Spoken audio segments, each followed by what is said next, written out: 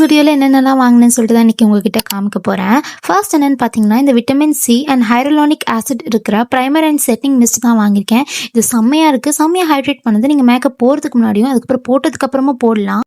அப்புறம் இந்த லிப்ஸ்டிக் தான் செம்ம சூப்பராக இருக்குது. டஸ்கி ஸ்கின் கேர்ள்ஸ் கண்டிப்பாக போய் இதை வாங்கிக்கோங்க. ஷேட் வந்து விண்டேஜ் மாவே. இது நீங்கள் பிளெயினாக போகிறதுக்கு பதிலாக ஒரு ப்ரௌன் லிப் லைனரோட காம்போவாக போட்டிங்கன்னா செம்மையாக இருக்கும்.